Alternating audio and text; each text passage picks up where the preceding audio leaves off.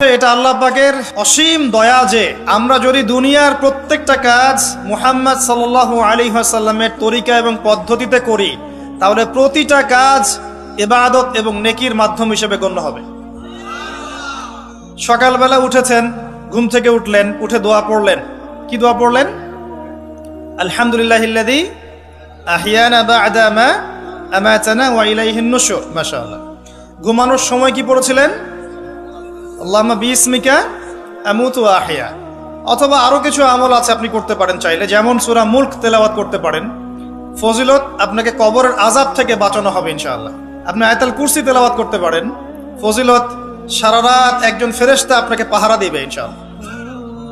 আপনি সূরা ফালাক, নাস, ইখলাস পড়ে ঘুমাতে পারেন এবং হাত দুটোকে একত্রিত করে ফু দিয়ে মাথা থেকে নিয়ে যতদূর পর্যন্ত হাত যায় মাসাহ করতে পারেন। ঘুমের মধ্যে আপনার কোনো সমস্যা হবে না ইনশাআল্লাহ। ঘুমের মধ্যে অনেক সময় প্রবলেম হয় না? দুঃস্বপ্ন দেখে মানুষ, ভয় পায়, অস্থির হয়ে পড়ে।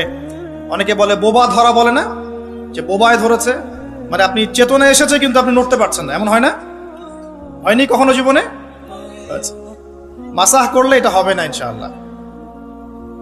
তারপরে 33 বার সুবহানাল্লাহ, 33 বার আলহামদুলিল্লাহ, 34 বার আল্লাহু আকবার। এরপর দোয়া পড়লেন, ঘুমিয়ে গেলেন। এছাড়াও সূরা কাফিরুন পড়তে পারেন, কুল ইয়া আইয়ুহাল কাফিরুন। আপনাকে আল্লাহ পাক শিরক থেকে বাঁচাবে ইনশাআল্লাহ। আর আমার সবচেয়ে পছন্দের একটা আমল আছে ঘুমানোর সময়, চেষ্টা করি কোনো রাত্রে যেন বাদ না যায়। আপনারাও চেষ্টা করবেন কোনো রাতে যেন এই আমলটা অন্তত বাদ না যায়। আলী রাদিয়াল্লাহু আনহু বলতেন যে যার সামান্য বিবেক বুদ্ধি আছে তার জন্য শোভা পায় না যে সে এই আমলটা না করেই ঘুমিয়ে যাবে। সেটা কি? সূরা বাকারার শেষের 3টা আয়াত তেলাওয়াত করবে। সূরা বাকারার শেষের 3 আয়াত অথবা 2 আয়াত পড়বেন, একই ফজিলত ইনশাআল্লাহ। কি ফজিলত? সারা রাত নফল নামাজ পড়লে যে নেকিটা পেতেন, আপনি এটা পড়ে ঘুমিয়ে গেলে ইনশাআল্লাহ সেই নেকি পেয়ে যাবেন। যদি আপনার নিয়াত থাকে তাহাজ্জুদের, ইনশাআল্লাহ আপনি পেয়ে যাবেন। এই যে কাজগুলো করে ঘুমালেন, আপনি 3 ঘন্টা বা 6 ঘন্টা ঘুমিয়েছেন, এই যে পুরো সময়টা আপনি ঘুমিয়েছিলেন, এই পুরো সময়টার জন্য আপনার আমলনামায় নেকি লেখা হবে। অথচ ঘুমের দরকার কার ছিল? আমার না আল্লাহর? কার স্বার্থ এখানে? আমার স্বার্থ। ওয়াজআলনা নাওমাকুম সুবাতা, ঘুমকে বানিয়েছি আরামের, বিশ্রামের মাধ্যম। বিশ্রাম আমি নিলাম, রেস্ট আমি নিলাম, আমি ঘুমালাম, আবার নেকিও কে পেল? আমি। কারণ কি? কারণ আমি ঘুমিয়েছি মুহাম্মদ সাল্লাল্লাহু আলাইহি ওয়াসাল্লামের তরিকা এবং সুন্নাহ অনুযায়ী। ডান কাত হয়ে যদি পারেন ওযু করে নিতে পারেন, আরো ভালো হয়। তো এই যে ঘুমালেন, নেকি হয়ে গেল। ঘুম থেকে উঠলেন, দোয়া পড়লেন, নেকি হয়ে গেল। এবার আপনি টয়লেটে যাচ্ছেন, টয়লেটে যাওয়ার সময় বলছেন কি?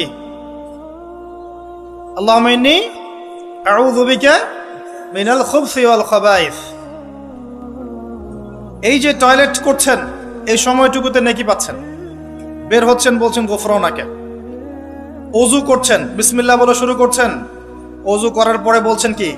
আশহাদু আল্লা ইলাহা ইল্লাল্লাহ ওয়াহদাহু লা শারীকা লাহ ওয়া আশহাদু আন্না মুহাম্মাদান আবদুহু ওয়া রাসূলুহু আল্লাহুম্মা ইজআলনি মিনাত তাওয়াবিন ওয়াজআলনি মিনাল মুতাতাহহিরিন। ওযুটা কি হয়ে গেল? নেকি হয়ে গেল। এভাবে আপনি নামাজে যাচ্ছেন। এবার এই যে মসজিদে যাচ্ছেন পায়ে হেঁটে, প্রত্যেক পদক্ষেপে আপনার গুনাহ মাফ হচ্ছে, প্রত্যেক পদক্ষেপে আপনার নেকি হচ্ছে এবং রহমত বরকত হচ্ছে। এছাড়াও আপনার মর্যাদা আল্লাহর কাছে বাড়ছে। সলাতে নামাজ, জামায়াতে সলাত পড়ছেন, নর্মালি নামাজ পড়লে আপনি যে নেকি পেতেন তার চাইতে 25 বা 27 গুণ বেশি পাচ্ছেন। এবং একটা সামাজিক ঐক্য গড়ে উঠছে। সামাজিক ঐক্য, মুসলিমদের মধ্যে ভেদাভেদহীন একটা সাম্যের সমাজ গড়ে উঠছে নামাজের মধ্য দিয়ে, তাই নয় কি? নামাজটা নেকি। নামাজ শেষ হয়ে গেল, আপনি এখন বসে বসে জিকির আজগার করছেন। নামাজের পরে জিকির আছে না?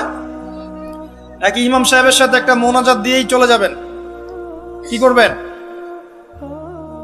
তাসবিহ তাহলিল নাই? আস্তাগফিরুল্লাহ আস্তাগফিরুল্লাহ আস্তাগফিরুল্লাহ নাই? আল্লাহুম্মা আনতাস সালাম ওয়া মিনকাস সালাম তাবারাকতা ইয়া যাল জালালি ওয়াল ইকরাম নাই? আল্লাহুম্মা আইন্নি আলা যিকরিকা ওয়া শুকরিকা ওয়া হুসনি ইবাদাতিক নাই? আয়াতুল কুরসি নাই? ফালাক, নাস, ইখলাস, অনেক তাসবিহ তাহলিল আছে।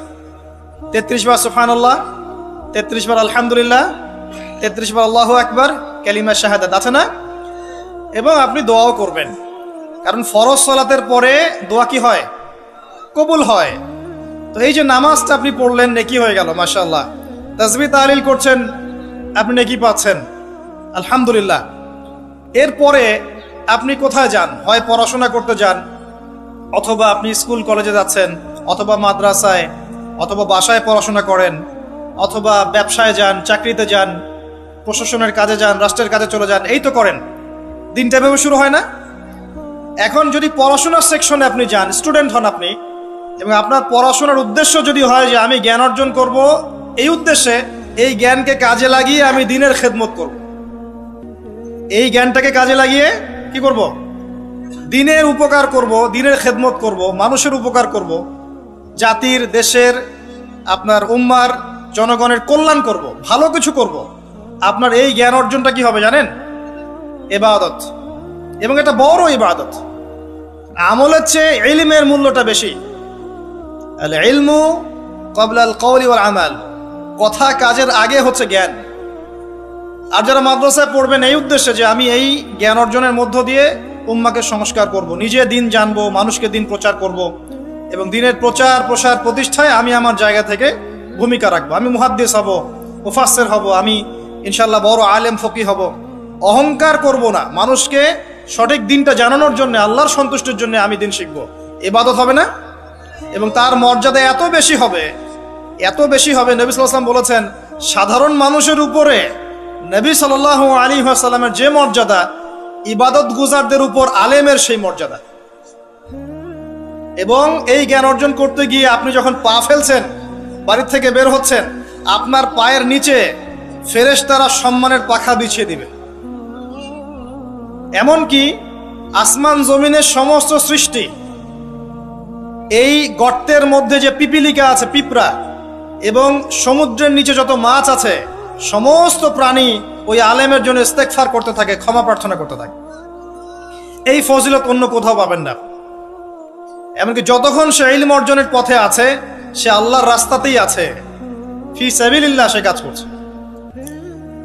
আপনি যদি জেনারেল লাইনেও পড়াশোনা করেন, কিন্তু আপনি চিন্তা করছেন আমি এই পড়াশোনা দিয়ে দেশের, জাতির, উম্মার, মানবতার কল্যাণে কাজ করব, দিনকে এগিয়ে নিব। একজন মেডিকেল ডক্টর, তিনি দিনের খেদমত করতে পারেন না? একজন ইঞ্জিনিয়ার, তিনি দিনের খেদমত করতে পারবে না? একজন ভালো সৎ পুলিশ অফিসার পারবে না? পারবে না? একজন ভালো সেনাবাহিনীর মেজর জেনারেল পারবে না? একজন সামাজিক নেতা পারবে না? একজন এমপি মন্ত্রী পারবে না? একজন পলিটিশিয়ান উম্মার খেদমত করতে পারবে না? সবাই সবার জায়গা থেকে পারবে। আল্লাহ এমনভাবে দিনটাকে সৃষ্টি করেছে। ইসলাম এত প্রশস্ত একটা দিন যে মানুষ বিভিন্ন জায়গায় থাকবে, সে তার জায়গায় থেকেই দিনের খেদমত করতে পারবে ইনশাআল্লাহ। একজন শিক্ষক পারবে না দিনের খেদমত করতে? একজন ভালো অর্থনীতিবিদ পারবে না? সবাই পারবে। শুধু প্রয়োজন কি জানেন? দিনটা বোঝা, নিজের উপর আমল করা, এবং দিন প্রতিষ্ঠার ফিকির থাকা। একজন ডক্টরের কাছে রোগী আসছে, প্রত্যেকটা রোগী দেখছেন, দেখার সময় খালি বলছেন যে ভাই 5টা ওয়াক্ত নামাজটা ঠিক মতো পড়েন, আপনার শরীর ভালো, রিপোর্ট খুব ভালো আছে, মাঝে মাঝে একটু রোজা রাখেন। ডাক্তারের কথা শুনবে না রোগী? শুনবে না? একজন মানুষ, মনে করেন member, chairman, whoever he is, সে তার এলাকার নেতা, তো মানুষের মধ্যে জনকল্যাণমূলক কাজ করছে, শীত বস্ত্র বিতরণ করছে, রাস্তাঘাট নির্মাণ করছে, করার সময় মানুষকে বলছে যে এই যে দিলাম, এটা আল্লাহর রিজিক, তোমাদেরকে দিলাম, তোমরা আল্লাহর ইবাদত করো। বলা যাবে না? দিনের খেদমত করা যায় না? শুধুমাত্র দরকার নিয়াত। কি দরকার? নিয়াত, এবং জানা যে আমার কাজের প্রতিদানটা কি। এই যে আমি কাজগুলো করছি, এর প্রতিদান হচ্ছে আল্লাহ পরকালে আমাকে জান্নাত দিবে ইনশাআল্লাহ। দুনিয়াতে আমি কি পাই না পাই সেটার হিসাব পরে, পরকালে আল্লাহ পাক আমাকে জান্নাত দিবেন ইনশাআল্লাহ। এভাবে আপনি আপনার জীবনের প্রতিটা কাজকেই ইবাদত বানাতে পারেন। ওয়ামা খালাকতুল জিন্না ওয়াল ইনসা ইল্লা লিয়াবুদুন। নাস্তিকদের কথার জবাব পেয়েছেন? এটা অন্য ধর্মের ক্ষেত্রে প্রযোজ্য, যে শুধু ইবাদত বন্দেগী বা পূজা অর্চনা তারা যেটা করে এটাই ইবাদত বলে গণ্য হয়, কিন্তু ইসলামের মধ্যে প্রতিটা কাজই ইবাদত বলে গণ্য হয় যদি আপনি প্রতিটা কাজ নবী সাল্লাল্লাহু আলাইহি ওয়াসাল্লামের তরিকা এবং সুন্নত মোতাবেক করতে পারেন। আমার কথা কি বোঝা যাচ্ছে ভাই? আলহামদুলিল্লাহ। এবার ধরেন আপনি বাসায় ফিরে আসলেন, মাঝখানে জোহরের নামাজ পড়েছেন, আসরের নামাজ পড়েছেন জামায়াতে, জামাত যদি ছুটে যায় বাসায় জামাত করেছেন, বা আপনার অফিসে জামাত করেছেন, ব্যবসা প্রতিষ্ঠানে জামাত করেছেন, অথবা একাই হয়তো পড়তে বাধ্য হয়েছেন, পড়েছেন, নামাজ পড়েছেন। নামাজ পড়ার পরে আপনি সন্ধ্যায় বাসায় ফিরে আসলেন। বাসায় ফিরে আমরা কি করি? পরিবারকে সময় দেই না? ওখানে খাওয়া দাওয়া করি, গল্প গুজব করি, পরিবারকে সময় দেই। এখন অবশ্য এই সময় দেওয়ার প্রবণতা কমে যাচ্ছে, সবার হাতে হাতে এখন স্মার্টফোন। একটা বাসায় 10টা জগৎ, আর একটা বাসায় 10টা মেম্বার, 10 জনের 10টা ফোন, 10টা আলাদা আলাদা পৃথিবী একটা বাসার মধ্যে। আগে ওই যে টেলিভিশন ছিল না, এখন তো টেলিভিশন উঠে যাচ্ছে, তাই না? আগে যখন টেলিভিশন ছিল, টেলিভিশন কিন্তু ড্রয়িং রুমের মধ্যে ছিল, মনে আছে? মানে বাসার সব মেম্বার একসাথে বসে টিভি দেখতো। এখানে কিন্তু অশ্লীলতার পরিমাণটা একটু কম ছিল, চাইলে যে কোনো চ্যানেল সে দেখতে পারবে না। পারবে? পারবে না। এখন ঘরে ঘরে স্মার্টফোন, ও যা ইচ্ছা তাই করতে পারে। আমরা হয়তো মনে করছি বাসা থেকে টিভি সরিয়ে দিয়েছি, একটা জিহাদ করেছি, মাশাআল্লাহ। ওই টিভি সরিয়ে যে ঘরে ঘরে আবার একটা জেনার মেশিন ঢুকিয়ে দিয়েছি, এটা বুঝতে পারছি না। তো এই যে পরিবারকে সময় দেয়া, এটা কিন্তু ইবাদত। পরিবারের খোঁজ খবর নেয়া, স্ত্রীর সাথে কথোপকথন করা, পরিবারের সমস্যাগুলোকে ডিল করা, একসাথে খেতে বসা, একসাথে এক দস্তরখানায় খেতে বসা, প্রয়োজনে বড় প্লেট নেওয়া, প্লেটের চারপাশে সবাই মিলে খাবে, এটাও সুন্নাহ। এতে করে মহব্বত বাড়বে, খাবারে বারাকা হবে। আমরা কিন্তু এগুলো পালন করি না, সংস্কৃতি নাই আমাদের মধ্যে, চর্চা নাই। বাচ্চা কাচ্চাদেরকে সময় দেই না। বাচ্চা কাচ্চাকে পিতা মাতা সময় না দিলে এই বাচ্চা কার কাছে মানুষ হবে? কাজের বুয়ার কাছে মানুষ হবে, তাই না? অথবা ডে কেয়ার সেন্টারে মানুষ হবে। তো এই কার কাছ থেকে ভদ্রতা শিখবে? সে তো তাদের মানসিকতাতেই গড়ে উঠবে। তো বাচ্চা কাচ্চাদেরকে সময় দেয়া, পরিবারের সদস্যদেরকে সময় দেয়া ইবাদত। নবী করিম সাল্লাল্লাহু আলাইহি ওয়াসাল্লাম তার স্ত্রীর কোলে মাথা রেখে শুয়ে থাকতেন, ইবাদত। মাথা রেখে শুয়ে তিনি কোরআন তেলাওয়াত করতেন। আমরা যারা বৈবাহিক জীবনে আছি, কখনো করেছি? মাশাআল্লাহ। কয়বার করেছেন?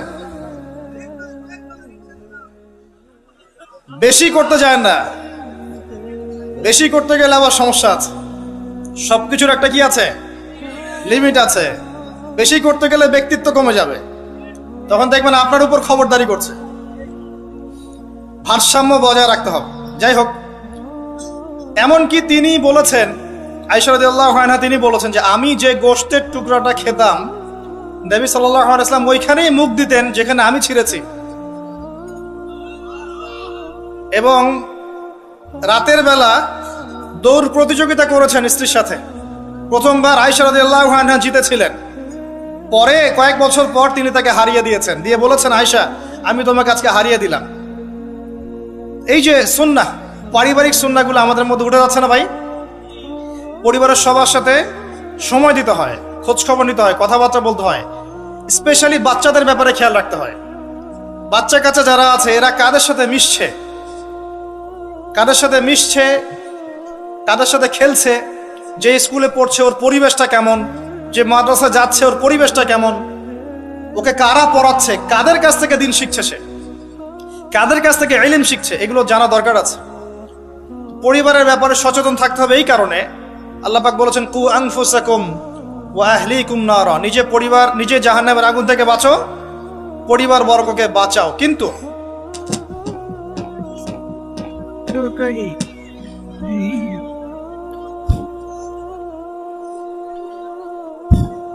এখানে একটা কথা আছে যে সবার পরিবার কিন্তু একরকম হবে না। হয়তো স্ত্রী কথা শুনবে না, পিতামাতা কথা শুনবে না, সন্তান সন্ততি কথা শুনবে না। এক্ষেত্রে আপনার জন্য হেদায়েত কোথায় জানেন? ওই যে নূহ আলাইহিস সালামকে দেখেন, 950 বছর দাওয়াতি কাজ করেছিলেন, তার সন্তান কিন্তু ঈমান নিয়ে আসে নাই, তার স্ত্রী কিন্তু ঈমান নিয়ে আসে নাই। অতএব আপনি ঈমানদার হলেই যে সবাই আপনার কথা মেনে নেবে এমনটাও নয়, কিন্তু দাওয়াত দিতে হবে, চেষ্টা করতে হবে। এরপর যদি না করে, তাদের লাকুম দীনুকুম ওয়ালিয়া দিন, তুমি তোমার হিসাব দিবা, আমি আমার হিসাব দেব। চেষ্টাটা বড় কথা। লূত আলাইহিস সালামের স্ত্রী ঈমান নিয়ে আসে নাই। আবার ফেরাউনের ঘরে দেখবেন ঈমানদার মহিলা পাবেন, আছে না? ফেরাউনের ঘরে ঈমানদার মহিলা থাকতে পারে। আজকে আমরাও দেখি বাংলাদেশের প্রেক্ষাপটে পরিবারের কর্তারা অনেকেই ফেরাউনের মতো আচরণ করেন, কিন্তু স্ত্রীরা মাশাআল্লাহ ইমানদার। এবং অনেক অনেক দেখা যায় যে এক্সকিউজ আমাদের কাছে আসে যে পরিবারের কর্তা ইসলাম পছন্দ করে না, কিন্তু স্ত্রী পর্দা করতে চায়, মেয়েরা পর্দা করতে চায়, দিন শিখতে চায়, পরিবারের কর্তারা সুযোগ দেয় না। এমন অনেক অবজেকশন কিন্তু আসে আলেমুল আমাদের কাছে। তো মনে রাখবেন, সব সময় যে পরিবার সবার একরকম হবে এমনটা জরুরি নয়। পরিবার নূহের মতো হতে পারে আলাইহিস সালাম, লূত আলাইহিস সালামের মতো হতে পারে, আবার মুহাম্মদ সাল্লাল্লাহু আলাইহি ওয়াসাল্লামের মতোও হতে পারে। আমাদের কাজ হচ্ছে পৌঁছে দেয়া, তা'মুরুনা বিল মা'রুফ ওয়া তানহাউনা আনিল মুনকার, এতটুকু। আপনি আপনার অধীনস্থদের উপরে কঠোর হতে পারবেন, যেমন আপনার স্ত্রী এবং সন্তান সন্ততি। কিন্তু আপনার বাবা নামাজ পড়ে না, যার বয়স 60 বছর, আপনি কি তাকে পিটাতে পারবেন? পারবেন না। কিন্তু আপনার সন্তানের বয়স 12 বা 15, সে নামাজ পড়ে না, আপনি তাকে মারতে পারবেন না? এই হলো অবস্থা। পরিবারকে সময় দিতে হবে তাদের হেদায়েতের জন্য, এটা কিন্তু ইবাদত। এমনকি স্ত্রীর সাথে যে সময়টা আপনি কাটাচ্ছেন, অন্তরঙ্গ সময়, এটার জন্যও আপনি নেকি পাবেন। সাহাবায়ে কেরাম বললেন, ইয়া রাসূলুল্লাহ সাল্লাল্লাহু আলাইহি ওয়াসাল্লাম, এই কাজটা তো আমরা প্রবৃত্তির মানে যে তাড়না, এটা নিবারণ করতে গিয়ে কাজটা করি, এর জন্যও কি নেকি পাবো? নবী সাল্লাল্লাহু আলাইহি ওয়াসাল্লাম বললেন, এই কাজটা তোমরা যদি অন্য কারোর সাথে করতে তোমাদের কি গুনাহ হতো না? সাহাবীরা বললেন, হ্যাঁ গুনাহ হতো। অতএব এই কাজ তুমি যদি স্ত্রীর সাথে করো, ইনশাআল্লাহ তুমি নেকি পাবে। সন্তানদেরকে বড় করছি, এই সন্তানদেরকে এই নিয়াতে বড় করতে হবে যে এরা বড় হয়ে আল্লাহর দ্বীনকে এগিয়ে নিবে, আল্লাহর পথে দায়ী হবে, আলেম হবে, মুজাহিদ হবে, মুহাদ্দিস হবে, মুফাসসির হবে, তারা দ্বীনের খেদমত করবে। এই সন্তান আপনার জন্য সাদকায়ে জারিয়ার মাধ্যম হবে ইনশাআল্লাহ। কিছু না হোক, সন্তান ভালো মানুষ হবে, তার দ্বারা কেউ ক্ষতিগ্রস্ত হবে না, সে মানবতার কল্যাণে কাজ করবে, আপনি ওই সন্তানের জন্য নেকি পাবেন ইনশাআল্লাহ তাআলা।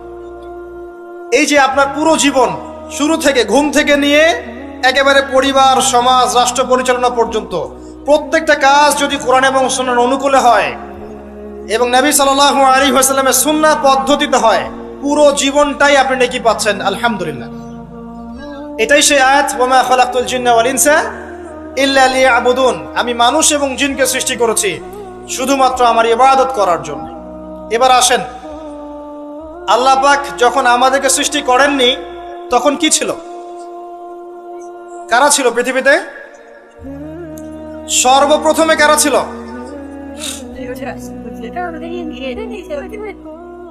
পৃথিবীতে আমরাই প্রথম প্রজাতি নই। আমরা তো এখন মনে করি যে পৃথিবীটা আমাদের, তাই না? আমরা এলিয়েন খুঁজে বেড়াই অন্য গ্রহে প্রাণী আছে কিনা, অথচ বোকা মানুষরা নিজেই জানে না যে এই পৃথিবীর আমরাই বাসিন্দা ছিলাম না। আমাদেরকে জান্নাত থেকে এই পৃথিবীতে পাঠানো হয়েছে। এই পৃথিবীতে আমরা ছিলাম না, এই পৃথিবীতে অন্য প্রজাতি ছিল, অন্য মাখলুক ছিল। আল্লাহু আ'লাম বিসওয়াব, তারা কারা ছিল? প্রথমে আল্লাহ একা ছিলেন, কেউ ছিল? হুয়াল আউয়াল, তিনি প্রথম, এবং সবশেষে আল্লাহ পাক একা থাকবেন, কেউ থাকবে? কুল্লু মান আলাইহা ফান, আছে না আয়াত? প্রথমে আল্লাহ একা ছিলেন, শেষেও আল্লাহ একা থাকবেন। হুয়াল আউয়াল ওয়াল আখির ওয়াজ যাহির ওয়াল বাতিন ওয়া হুয়া বিকুল্লি শাইইন আলিম। আল্লাহ একা ছিলেন, এরপরে আল্লাহ পাক সৃষ্টি করেছেন আরশ। আরশ মানে আল্লাহ পাক বিশাল সৃষ্টির মধ্যে সবচেয়ে বড় সৃষ্টি হচ্ছে আরশে আজিম। এই আরশে আজিমের নিচে আল্লাহ পাক ছায়া দিবেন কিয়ামতের মাঠে। কয় শ্রেণীর ব্যক্তিকে? 7 শ্রেণী না 6 শ্রেণী? কয় শ্রেণী? হ্যাঁ, 7 শ্রেণী। তার মধ্যে 1 শ্রেণী হচ্ছে তারা যারা তাদের যৌবন কালটাকে আল্লাহর পথে বিলিয়ে দিয়েছে। এই একটা হাদিসই যথেষ্ট যুবক ভাইদের জন্য, যুবতীদের জন্য, যারা তাদের যৌবন কালটাকে আল্লাহর পথে বিলিয়ে দিয়েছে, এদেরকে আল্লাহ পাক তার আরশের ছায়ায় ছায়া দিবেন। ওই দিন ওই ছায়া ছাড়া কোনো ছায়া থাকবে? আল্লাহ পাক আরশ সৃষ্টি করেছেন, আরশটা ছিল পানির উপরে। কার উপরে? কানা আরশুহু আলাল মা, তার আরশটা ছিল পানির উপরে। এরপর আল্লাহ পাক 6 দিনে সৃষ্টি করেছেন পুরো মহাবিশ্ব। কয় দিনে? 6 দিন। আমাদের দিনের মতো দিন না, আল্লাহর কাছে শুধু যে কিয়ামতের দিনটাই আমাদের হিসেবে 50,000 বছরের সমান। কত বছর ভাই? 50,000 বছরের সমান একদিন, কিয়ামতের দিন।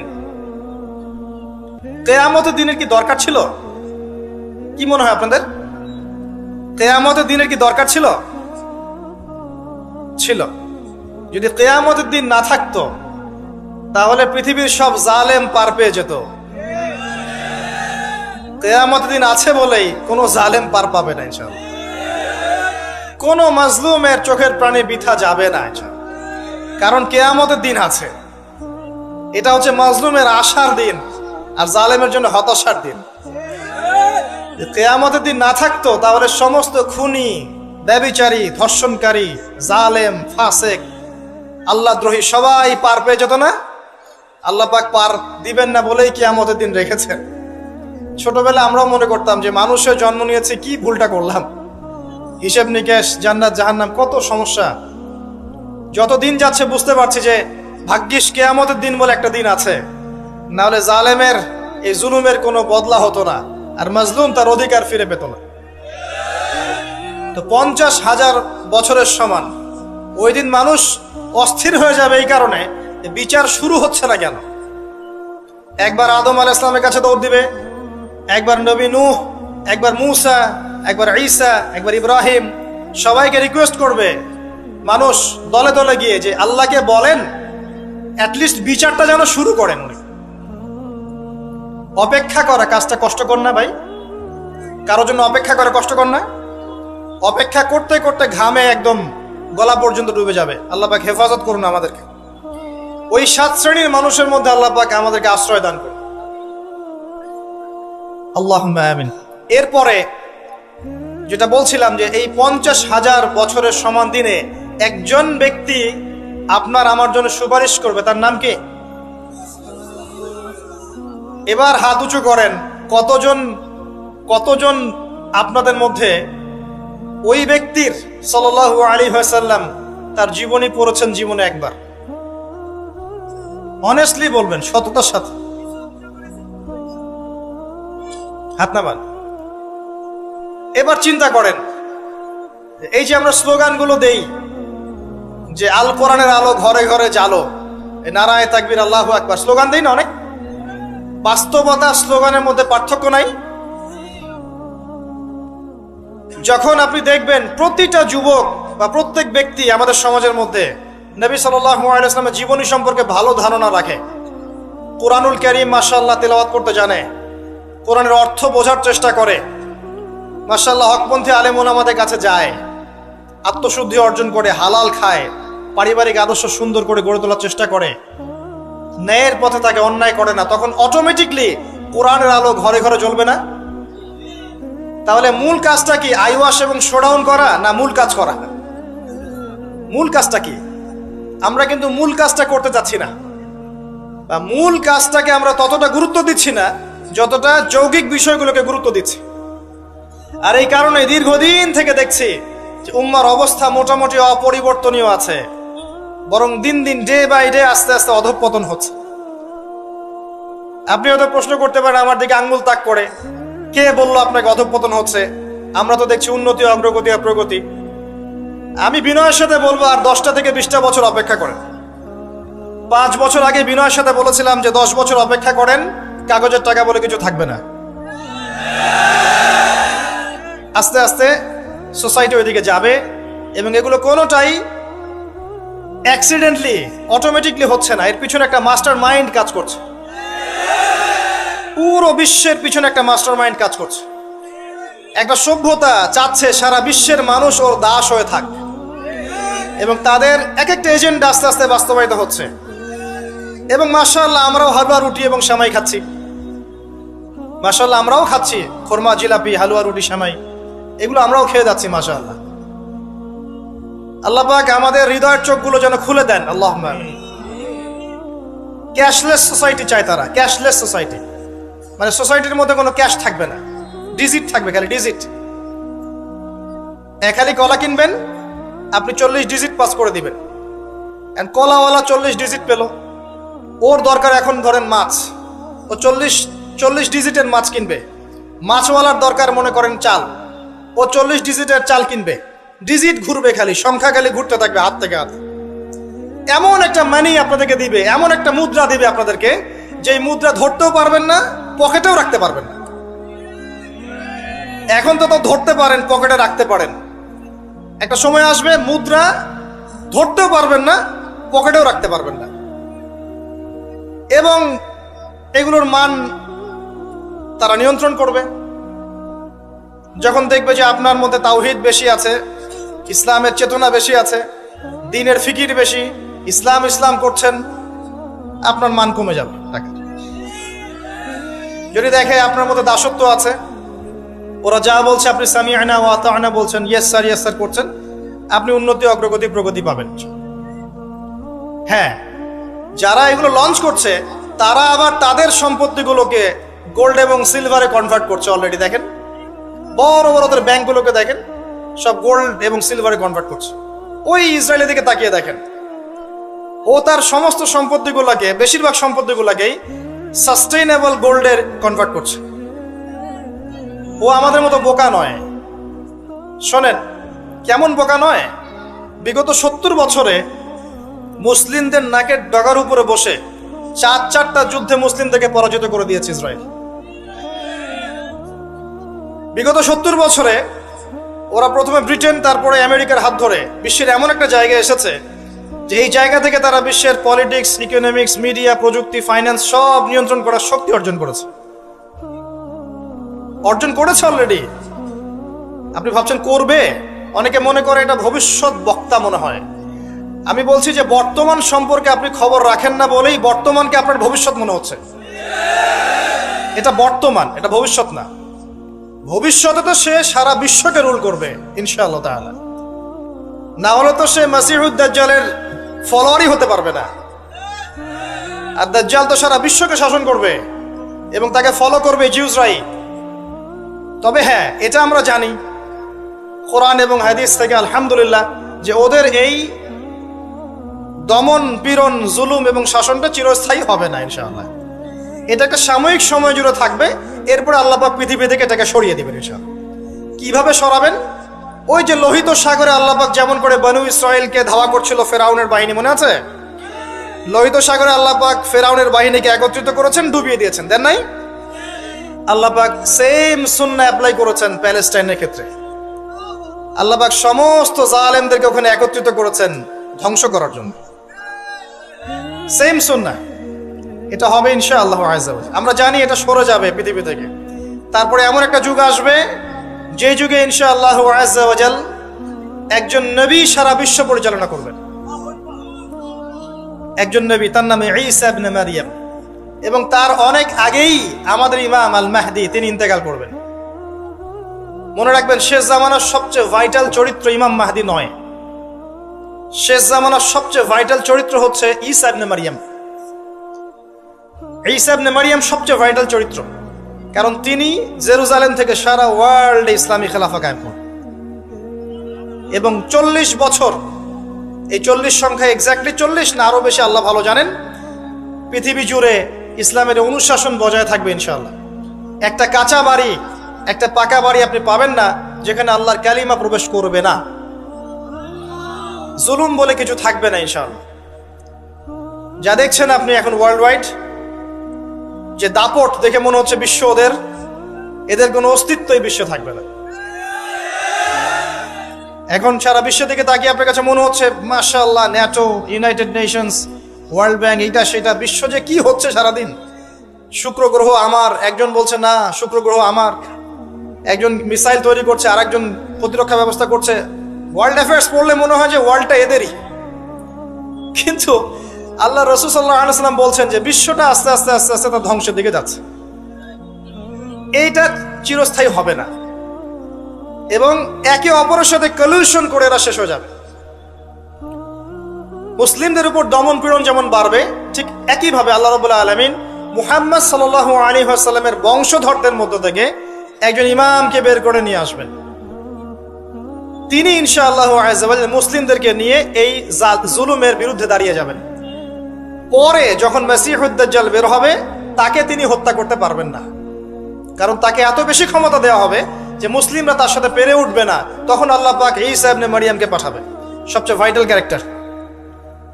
এবং তিনি এই প্যালেস্টাইনের বাবে লুদ নামক জায়গায় মসিহুদ দাজ্জালকে হত্যা করবেন ইনশাআল্লাহ আযজা ওয়া জাল। আমাদেরকে বিশ্ব নেতারা এখন বোঝায় যে বিশ্বের শেষ নাই, এই পৃথিবী জয় করার পর আমরা মঙ্গলে গিয়ে থাকবো, তারপর শুক্রে, তারপর শনিতে, তারপর বৃহস্পতিতে, তাই না? মাইন্ডসেটটা এমন তৈরি করেছে না? কিন্তু বাস্তবতা হচ্ছে এই মহাবিশ্বই ধ্বংস হয়ে যাবে। এই পৃথিবী তো ধ্বংস হবেই, মহাবিশ্ব ধ্বংস হয়ে যাবে। তবে পৃথিবী ধ্বংসের আগে আল্লাহ পাক ঈসা ইবনে মারিয়ামের হাতে সারা বিশ্বে ইসলামী খেলাফা কায়েম করবেন ইনশাআল্লাহ।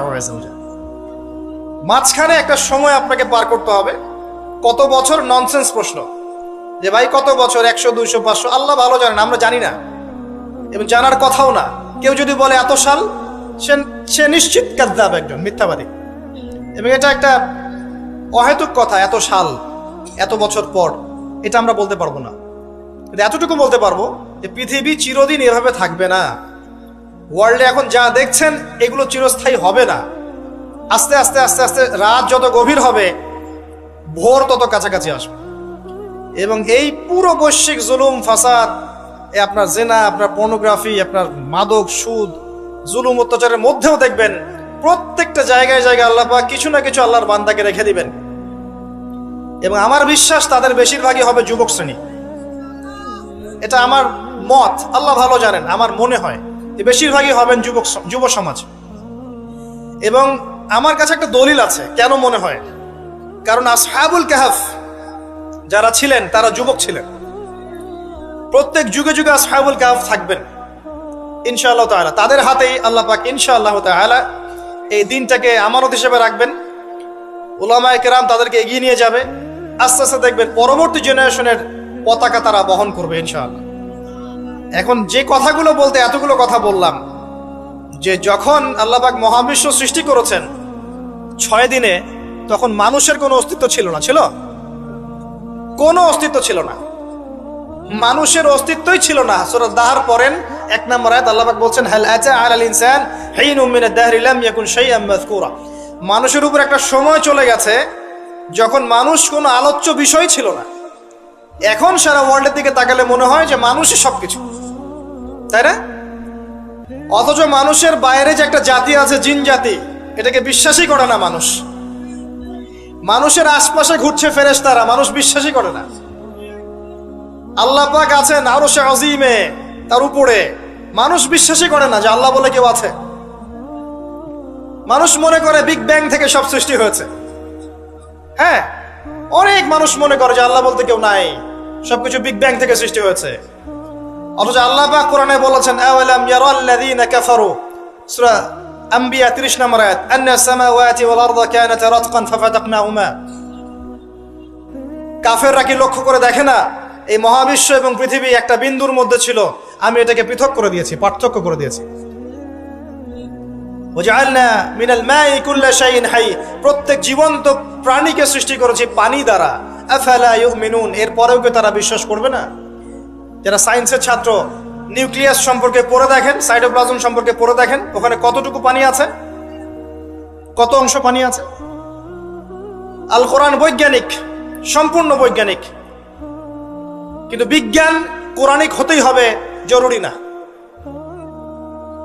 বিজ্ঞানের কোনটা সত্য কোনটা মিথ্যা এটা কোরআন দিয়ে মানদণ্ড হিসেবে যাচাই করা যাবে। কোরআনের কোনটা সত্য কোনটা মিথ্যা এটা বিজ্ঞান দিয়ে যাচাই করা যাবে না। আল্লাহ পাক সৃষ্টি করেছেন, এরপরে মানুষকে সৃষ্টি করে একা ছেড়ে দেননি। আল্লাহ পাক প্রথমে নাম শিখিয়েছেন, সমস্ত জ্ঞান শিখিয়েছেন কাকে? আদম আলাইহিস সালামকে। ওয়াল্লামা আদামাল আসমা কুল্লাহা, মহাবিশ্বের সমস্ত নাম আমি আদমকে শিখিয়েছি। সুবহানাল্লাহ। আমাদের পিতা আদম আলাইহিস সালামের ডিএনএ এর মধ্যে জ্ঞান ছিল, সমস্ত জ্ঞান ছিল যা আল্লাহ পাক শিখিয়েছেন। বাই ডিএনএ আমাদের মধ্যে জ্ঞানগুলো এসেছে, এমনি এমনি আসেনি। মানুষ একটা বুদ্ধিবৃত্তিক প্রাণী না? অটোমেটিকলি কি মানুষ জ্ঞান শিখে ফেলেছে?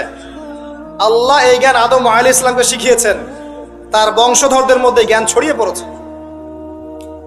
এরপর আল্লাহ পাক জান্নাতে রেখেছেন, শর্ত দিয়েছেন কি? ওয়ালা তাকরাবু ওয়ালা তাকরাবা হাযিহিশ শাজারা, তোমরা দুজন এই গাছের কাছে যাবে না। পরীক্ষা, গাছটার নাম কি, এটা হচ্ছে ওই প্রশ্নের মতো ঈসা আলাইহিস সালাম কবে আসবেন। গাছটার নাম কি, এটা ওই প্রশ্নের মতো যে দাজ্জালের আসল নাম কি হবে, ইমাম মাহাদি কত সালে আসবেন, এগুলো ওই প্রশ্নের মতো যে ওই গাছটার নাম কি ছিল। প্রয়োজন নাই গাছের নামের আমার। গাছটা ছিল একটা টেস্ট, পরীক্ষা। গাছের কাছেও যেও না। চলে গেলেন, কার প্ররোচনা চলে গেলেন? ইবলিস। তার নাম কি? ইবলিস। আচ্ছা, ইবলিস আমল করতো না? ইবলিস ফেরেশতাদের সর্দার ছিল না? কি কারণে আল্লাহ পাক তাকে বহিষ্কার করলেন? অহংকার, রাইট। আবা ওয়াস্তাকবার, সিজদা করি নাই।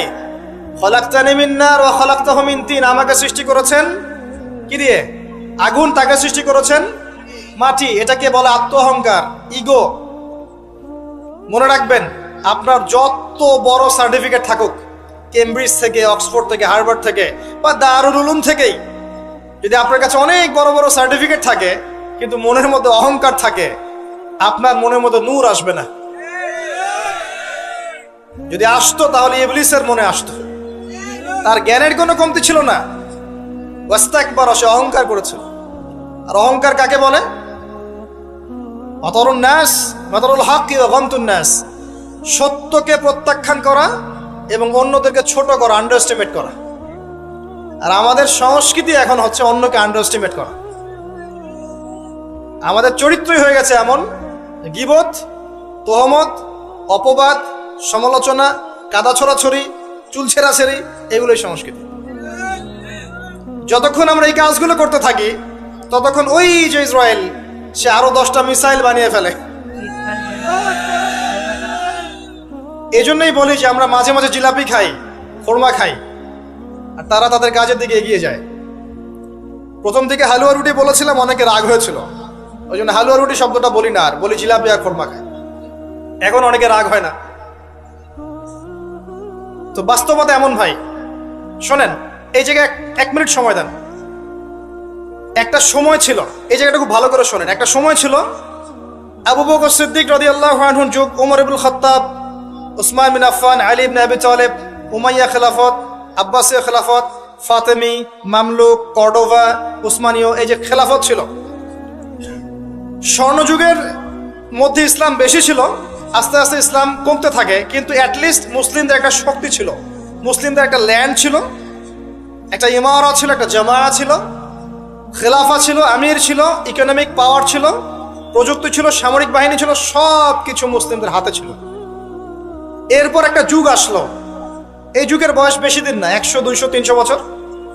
এই লাস্ট 200-300 বছরে দেখবেন আপনি নো স্টেট, কোনো স্টেট নাই।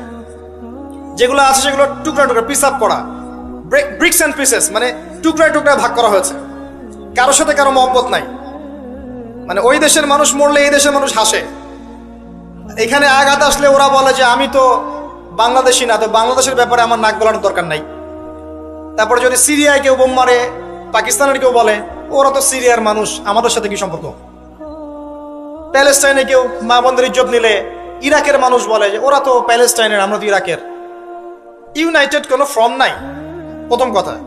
না কোনো ইউনাইটেড নেশন, না কোনো খেলাফা, না আমির, না সবার মাঝে একটা হৃদ্যতা, না ইকোনমিক কোনো বেস, না স্বতন্ত্র মিডিয়া, প্রযুক্তি, স্বতন্ত্র সিস্টেম, স্বতন্ত্র political system, economic system, media, প্রযুক্তি, আপনার সমরাস্ত্র, ওভারঅল যে বিষয়গুলো আমাদের ছিল স্বর্ণযুগে, এগুলো লাস্ট 200-300 বছরে অনেকটা কমে গেছে।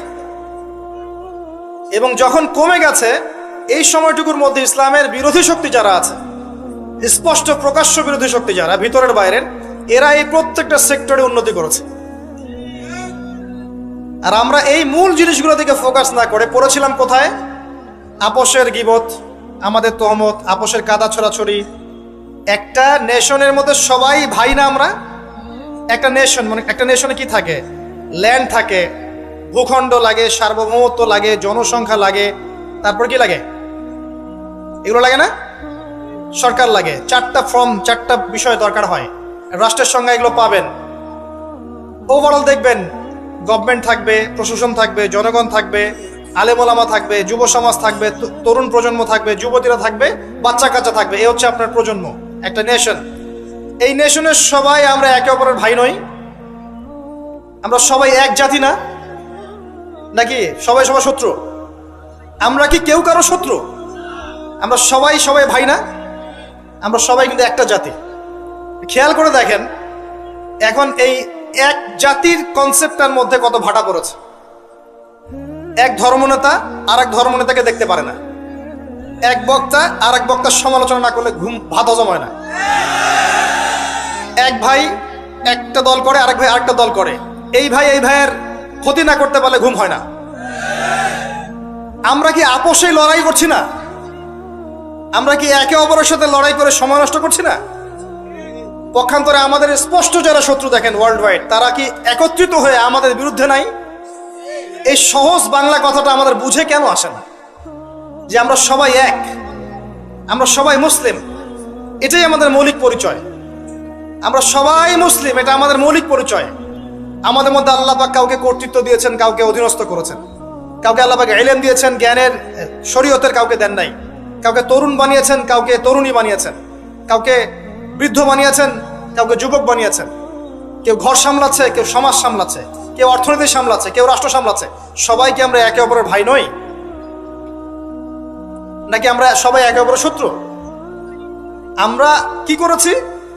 আপোষে, লড়াইয়ে, সমালোচনায়, ইখতিলাফে, গীবতে, তহমতে এতটা সময় পার করেছি যে এই সময়টুকুর মধ্যে ওরা অনেক দূর এগিয়ে গেছে এবং এই এগিয়ে যাওয়াটা ওদের আরো বাড়তে থাকবে। কারণ কিছু পাপের শাস্তি আমাদেরকে পেতে হবে দুনিয়ায়, কিছু ভুলের শাস্তি আমাদেরকে দুনিয়ায় পেতে হবে ইনশাল্লাহ। এরপর একটা প্রজন্ম আসবে যারা এই ভুলগুলো করবে না ইনশাল্লাহ। বিশ্বাস করেন, এরপরে ইনশাল্লাহ এমন কোন প্রজন্ম আসবে, ইস্তাবদিল কওমান গায়রাকুম। আল্লাহ পাক বলেছেন, তোমরা যদি দায়িত্ব পালন না করো, তোমাদেরকে আমি সরিয়ে দিয়ে নতুন সম্প্রদায়কে নিয়ে আসবো।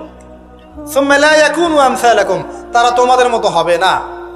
আল্লাহ পাক এরপরে এমন জেনারেশন নিয়ে আসবেন ইনশাআল্লাহ, দেখবেন তারা সবাই তাওহীদপন্থী হবে, তারা সুন্নতপন্থী হবে, তারা হালাল খাবে, হারামে যাবে না, তারা পারিবারিক আদর্শ ঠিক রাখবে ইনশাআল্লাহ।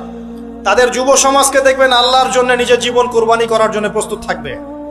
দেখবেন তাদের তরুণদের সাথে প্রবীণদের একটা সুন্দর সুন্দর সমন্বয় থাকবে। তরুণ থেকে নেতৃত্ব দেবে প্রবীণরা, দেখবেন তরুণরা এগিয়ে যাবে। দেখবেন তারা ছোট ছোট বাচ্চারা এক একটা ডিনামাইট হয়ে গড়ে উঠবে ইনশাল্লাহ। অপেক্ষা করতে থাকে, সময় আসবে এক সময় ইনশাল্লাহ, হতাশ হবেন না। মাঝখানের এই সময়টুকুতে প্রথম কাজ হচ্ছে পরিস্থিতি বোঝা, মৌলিক কাজগুলোর দিকে ফোকাস করা, এবং যে কাজগুলো মৌলিক নয়, গৌণ কাজ, এগুলোর দিকে বেশি ফোকাস না করা, মূল কাজের দিকে ফোকাস করা। মূল কাজ হচ্ছে সবাই আমরা ভাই ভাই, আপোষে ঐক্যবদ্ধ থাকতে হবে। বা ঐক্যবদ্ধ থাকার জন্য সবাইকে নতুন দল খোলার দরকার নাই, খালি মন থেকে বিশ্বাস করে নেন যে সে আমার ভাই, ব্যাস। খালি মন থেকে মনে করে নেন যে সবাই আমার ভাই, দেখবেন মনের মধ্যে ঐক্য হয়ে গেছে। ঐক্যটা মনের ব্যাপার, ঐক্যটা মনের ব্যাপার, এটা কিন্তু ফিজিক্যাল বিষয় নয়। মন থেকে বিশ্বাস করে নেন যে আমরা যারা তাওহীদপন্থী আছে, মুসলিম আছি বাংলাদেশের, সবাই আমরা ভাই। এমনকি বিশ্বের যারা আছে, যারা নির্যাতিত নিপীড়িত, ওরা আমার উম্মার বাইরে কেউ না, ওরা আমার উম্মারে অন্তর্ভুক্ত। চিন্তা জগতে পরিবর্তন আনেন, মৌলিক কাজে আসেন, পড়াশোনা করেন। খালি নারায়ে তাকবীর আল্লাহু আকবার স্লোগান দিলে আর আল কোরআনের আলো ঘরে ঘরে জালো স্লোগান তুলে আইওয়াজ শোডাউন করলে সব হবে না। বেসিক জায়গায় এসে পড়াশোনা করেন, তরুণ সমাজকে পড়াশোনা করান, ভালো কিছু পড়ান। যারা জেনারেল লাইন থেকে উঠে আসছে এদেরকে ভালো কিছু পড়ান। যারা মাদ্রাসায় পড়ছে, প্রয়োজনে যদি প্রয়োজন হয় তাদের সিলেবাসে কিছু সংস্কার করেন, করে এগিয়ে নেন। উভয়ের মাঝে একটা সমন্বয় সৃষ্টি করেন, উলামায়ে কেরামের মাঝে ঐক্যের চেষ্টা করেন, আপোষে বিভক্তির চেষ্টা করবেন না। যারা হিংসা, গীবত, তমত, সমালোচনার সংস্কৃতি লালন করে ওদেরকে এড়িয়ে যান, ওইদিকে ভ্রুক্ষেপও করবেন না। একটা সেকেন্ড ওদিকে ভ্রুক্ষেপ করবেন, আপনি এক সেকেন্ড পিছিয়ে যাবেন, এগিয়ে যান। তরুণ সমাজ আজকে পর্নোগ্রাফিতে আসক্ত, মাদকে আসক্ত, জুয়া খেলছে, মেয়ে নিয়ে ফুর্তি করছে, টিকটক প্রজন্ম হয়ে গেছে, সারাদিন সেলফোন নিয়ে পড়ে থাকে, কিচ্ছু বোঝে না জীবনের উদ্দেশ্য কি। এদেরকে আল্লাহর দিকে ফেরান, নামাজের দিকে ফেরান, দিনের মেহনত বাড়িয়ে দেন, মসজিদগুলো আবাদ করেন, মাদ্রাসাগুলো গড়ে তোলেন, স্কুল কলেজ নির্মাণ করেন। আমাদের পরবর্তী প্রজন্মের বাচ্চা কাচ্চাদেরকে এমনভাবে পড়াশোনা করান আগামী বিশ্বকে ওরা চ্যালেঞ্জ করতে পারে। আমাদের প্রশাসনে যারা আছে তাদেরকে স্বাধীনভাবে কাজ করতে দেন, ন্যায়পরায়ণের সাথে কাজ করতে দেন। ন্যায় প্রতিষ্ঠা করার সুযোগ তাদেরকে দেন। যারা তাদের উপরে আছেন তাদের মধ্যে ইসলামকে ঢুকিয়ে দেন, আল্লাহর ভয় ঢুকিয়ে দেন, তাকওয়াকে ঢুকিয়ে দেন। তাদের সাথে দ্বন্দ্বে লিপ্ত হবেন না। একটা রাষ্ট্রের মধ্যে অরাজকতা সৃষ্টি করে রাষ্ট্রের কোনো কল্যাণ হয় না, বরং রাষ্ট্রের ক্ষতি হয়। এমন কিছু করতে যাবেন না যাতে করে একটা রাষ্ট্রের জনগণ সরকারের বিরুদ্ধে বিদ্রোহ করা শুরু করছে, এমন কিছু করতে যাবেন না। করতে গেলে উপকারের চেয়ে ক্ষতি বেশি হয়ে যাবে।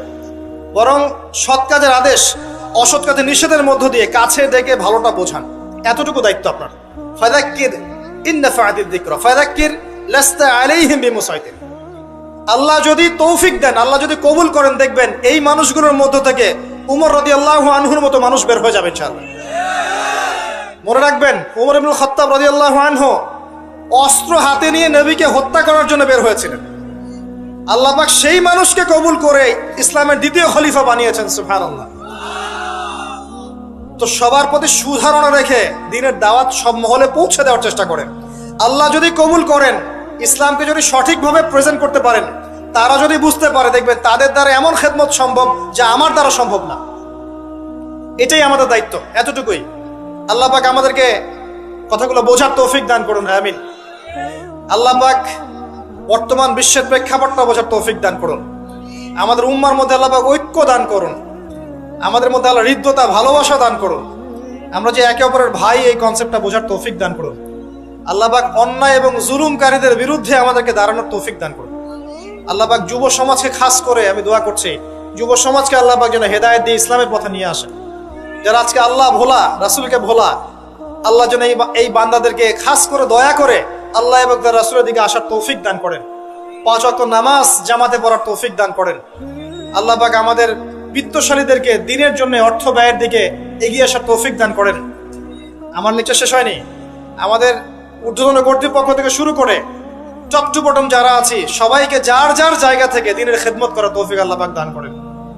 ইসলাম যে একটা সাম্যের ধর্ম, মানবতার ধর্ম এবং সমস্ত বিষয়ের সমাধান যে ইসলামে আছে, এটা বোঝার তৌফিক আল্লাহ পাক তাদেরকে দান করুন এবং আমাদেরকেও সঠিকভাবে উপস্থাপন করার তৌফিক দান করুন।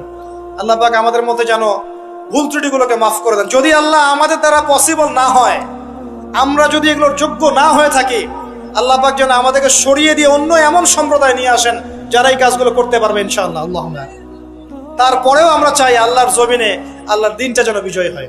আল্লাহুম্মা আমিন। শেষ করার আগে আমি আর কিছু কথা বলে শেষ করছি যে আল্লাহ পাক এই দুনিয়ার জীবনে যে মানুষকে সৃষ্টি করে পাঠিয়েছেন ওই জান্নাত থেকে, এমনি এমনি পাঠাননি প্রিয় ভাইয়েরা। সময় আপনি পাবেন সর্বোচ্চ 60, 70, 80, 100 বা 120 বছর, এর বেশি সময় হয়তো আপনি পাবেন না। এই সময়টুকুর মধ্যে আপনার আমার কর্তব্য হচ্ছে জীবনটাকে ভাগ করে ফেলা, জীবনের কোন কোন জায়গায় কাজ করতে হবে ফিক্স করা। মনে করেন আপনার বয়স 30 বছর, শোনেন আপনাদের চেয়ে আমার তারা বেশি আছে, তারপর আমি কথাগুলো বলে যেতে যাচ্ছি। মনে করেন আপনার বয়স 30 বছর, রাত্রে ঠান্ডা মাথায় চিন্তা করেন এই 30 বছরে আপনি কি কি পাপ করেছেন, কাগজে কলমে লিখে ফেলেন। আপনি অনেকগুলো পাপ খুঁজে পাবেন। এই পাপকে 2 ভাগে ভাগ করেন, একটা পাপ আল্লাহর সাথে সম্পৃক্ত, একটা বান্দার সাথে সম্পৃক্ত। যেগুলো আল্লাহর সাথে সম্পৃক্ত, খালি 2 রাকাত নামাজ পড়ে আল্লাহকে বলেন, আল্লাহ, না বুঝে না জেনে শয়তানের প্ররোচনায় পড়ে আল্লাহ জীবনে ভুল করেছেন, আল্লাহ ওয়াদা করছে আজকের পর থেকে কখনো এই পাপে লিপ্ত হব না।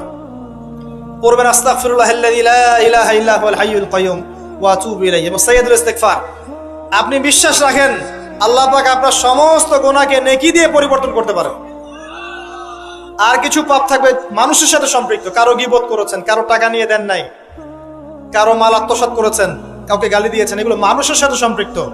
তাদের কাছে গিয়ে গিয়ে ক্ষমা চাইতে হবে। এরপর আপনি পাপ মুক্ত হলেন।